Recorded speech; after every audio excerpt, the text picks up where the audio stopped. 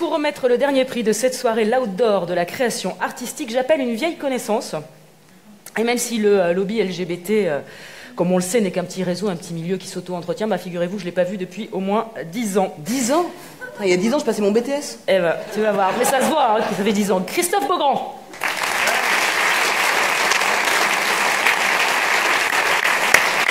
Alors... Bonsoir, la vieille connaissance. Christophe Beaugrand. Moi, la dernière fois que je l'ai vu, c'était sur un autre gala, d'ailleurs, et il avait fait un très long discours, donc prépare l'orangeade. Qu'est-ce que j'avais? C'était quoi? Je me rappelle plus. C'était Monaco.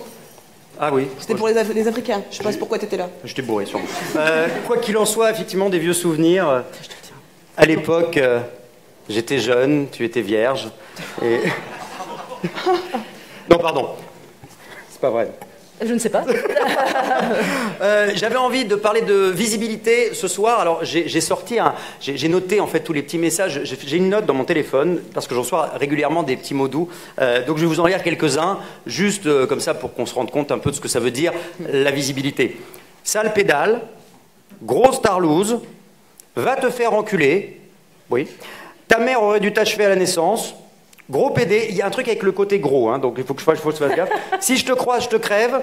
Je vais t'envoyer mon cheval pour te péter le cul. Alors là, écoutez, je trouve c'est un petit peu excessif, donc allez-y mollo, s'il vous plaît les garçons. Ça fait partie des messages que je peux recevoir, mais ce que je reçois aussi depuis que j'ai parlé de mon homosexualité de manière très libre et que je continue de le faire, je reçois aussi beaucoup de messages de jeunes notamment qui me disent à quel point ça a pu les aider pour en parler par exemple à leur famille, pour mieux s'accepter, pour avoir un exemple entre guillemets, parce que je ne suis pas persuadé d'être un jour un exemple pour qui que ce soit, mais au moins un référent, en tout cas quelqu'un qui assume ce qu'il est de manière normale, ouverte, sans se prendre la tête. Et je pense que cette question de la visibilité dans les médias est extrêmement importante. Malgré tout, parler d'homosexualité, tout dépend de la façon dont on en parle. On a parlé de notre ami tout à l'heure...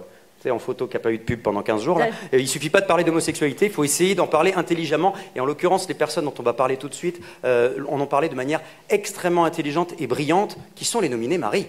Les nommés, attention. Les nommés. Enfin, mais je bosse sur TF1, je ne parle pas français, hein, ça c'est vrai. Et moi sur Arte, c'est logique, on en reste là. On en est toujours là en fait. Mais oui, je n'ai pas changé, mais toi tu es sur une chaîne intelligente. 2 secondes, bref. Alors, les nommés, Marie. Les nommés.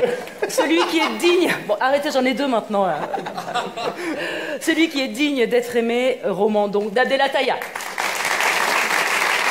120 battements par minute, film de Robin Campillo.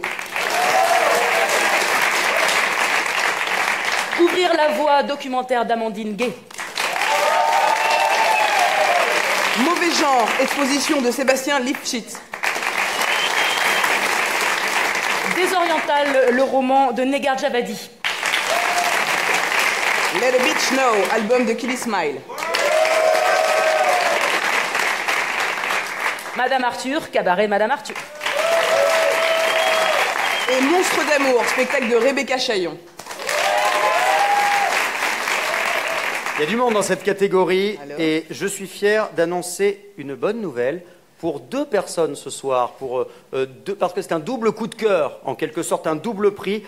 120 battements par minute de Robin Campillo et Ouvrir la voie d'Amandine Gay.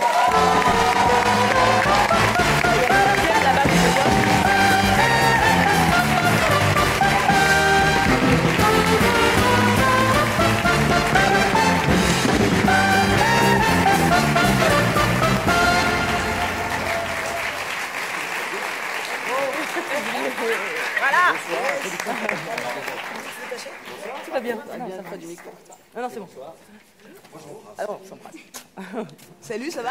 Bah ouais. Bonsoir. Il y a du monde. Waouh. Bonsoir. Salut. Mais vous n'étiez pas prévu? On fait des diffusions.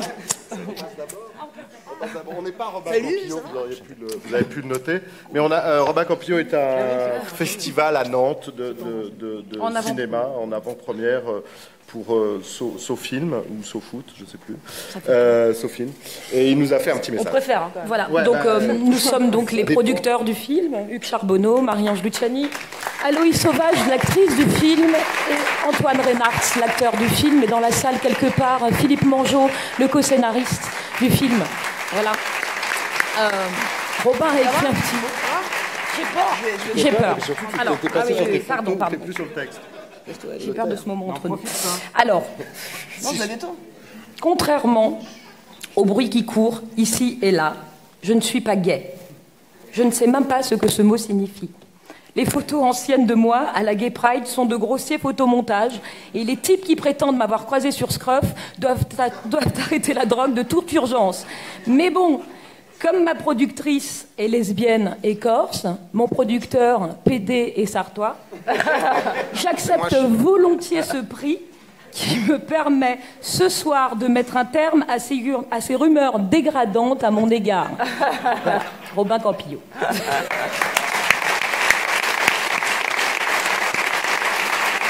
Juste un mot aussi, peut-être, parce que, que Abdelataya aussi, qui est dans la salle et dont nous avons produit le premier film, L'Armée du Salut, donc une pensée à Abdella que nous aimons beaucoup, et à Christophe Martet, un héros de la lutte ACT UP qu'on a vu quelque part par là. Amandine Gay pour... pardon, excuse-moi, non mais je cite... C'est grave pas moi. Ah, je cite le film. Bon, alors, c'est bon, on m'entend? Ça va? Oui. Cool. Bon. Ok, tiens ça, s'il te plaît. Je vous le tiens. Bon, j'ai pour habitude de prendre la parole puisque je suis comédienne, mais en fait, pas de temps, je déteste. Je vous tiens vos exposés. affaires, vous inquiétez pas. Tu veux donner ta robe? Donne ta robe. Bah, généralement, c'est ça, voilà.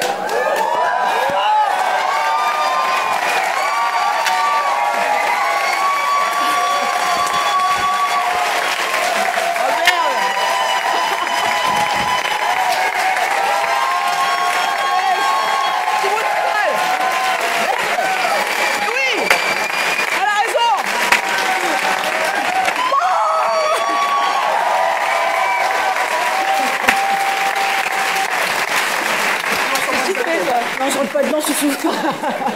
Non mais en fait, voilà, ce que j'allais dire, c'est que généralement pour prendre la parole, je suis plus à l'aise à poil. Donc, mais comme c'est sur Facebook et qu'ils ont du mal avec les tétons, je vais garder mon soutif. Voilà. Alors du coup, je ne suis pas Amandine Gay, mais je suis noire aussi, et je...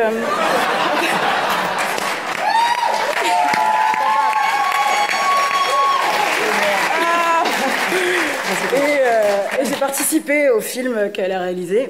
Et je dois dire que quand j'ai participé, parce que c'est un film documentaire avec 24 femmes afrodescendantes belges et françaises qui ont participé, quand j'ai participé, j'étais pas convaincue de ouf, parce que le racisme, pour moi, ça n'existait pas. Ça voulait dire s'assumer en tant que victime et reconnaître plein de choses. Et moi, je m'étais beaucoup battue pour m'assimiler à une certaine culture et tout ça. J'avais caché mes cheveux ce soir et du coup le truc est tombé en arrivant. J'ai quand même passé la soirée à me dire faut pas que ça tombe, faut pas que ça tombe. Et ben voilà, vous voyez mon afro et je vais en être fière ce soir. Voilà.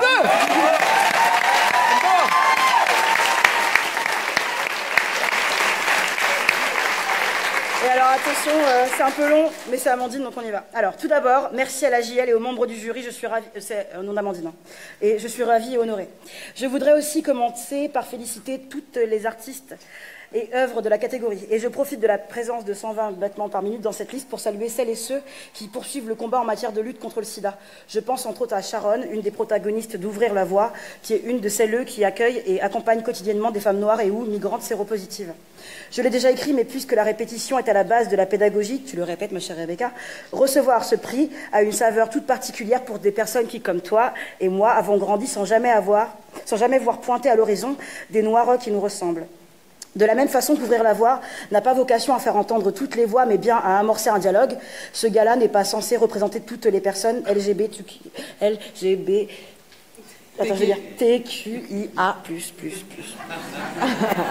Mais il nous donne l'occasion de célébrer nos accomplissements et de mesurer le chemin parcouru, tout en rechargeant nos batteries devant la longue route et les combats féroces qu'il nous reste à mener. J'aurais aimé que toutes les femmes noires soient présentes dans mon film, mais en choisissant de ne pas avoir recours à l'anonymat des témoignages, les plus précaires d'entre nous, à savoir les femmes noires trans, n'apparaissent pas. Je me répète donc encore ici, toutes les fois où des personnes comme Shirley, Rebecca ou moi prenons la parole en public, c'est en pleine conscience de nos privilèges et de la grande responsabilité induite par ces derniers. Big up Spider-Man. Je sais pas... Quand je parle, c'est pour toutes celles et ceux qui ne peuvent pas parler. Quand je célèbre ma bi-pansexualité, ce n'est pas parce que je considère qu'être out représente une quelconque panacée, c'est parce que je sais que quelque part, quelqu'une nous regarde, se sent moins seul, se dit une bonne fois pour toutes que non, l'homosexualité n'est pas une maladie de blanc. c'est qui, elle, n'est pas condamnée à une vie de solitude et ou de mensonge. C'est que si elle en a un jour la force et l'opportunité, une communauté de hashtag lesbienne, hashtag perverse, hashtag nudiste l'attendront les bras grands ouverts. Grands ouverts, les uns. Lorsque Gerty Dambury, une des membres fondatrices de la coordination des femmes noires, a dit « Une des choses qu'on n'aurait jamais osé aborder dans les années 70, c'est le lesbianisme dans la communauté noire », j'ai reçu un des plus beaux compliments de ma vie.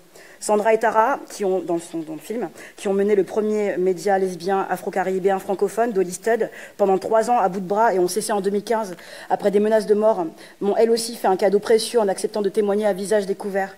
Déjà, parce qu'en apparaissant dans le film, leur travail restera documenté. Le site n'est plus, mais la génération qui vient saura que même si nous perdons certaines batailles, nous ne cessons jamais de nous battre. Leur présence a également joué un rôle crucial dans l'arche narrative, car leur histoire d'amour est aussi belle qu'universelle, et je voulais que les plus jeunes sachent qu'elles aussi avaient le droit d'être heureuses et amoureuses quand elles seront grandes. Je ne remercierai donc jamais assez les 24 femmes qui m'ont fait confiance et cadeau de leur temps et de leurs paroles. Elles ne m'ont pas seulement permis de faire un beau film, elles vont permettre à toute une génération de jeunes filles, femmes noires, de se sentir fières, légitimes, peu importe qui elles sont. Et je terminerai par toi, Rebecca, parce que ce prix, c'est aussi le tien, puisque les répétitions de Monstres d'amour sont dans le film. On a gagné toutes les deux. 1000 bisous.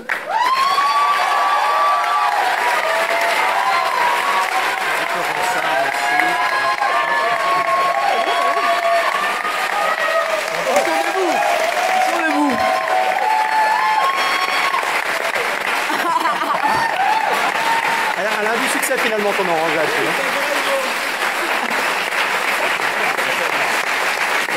Messieurs, dames.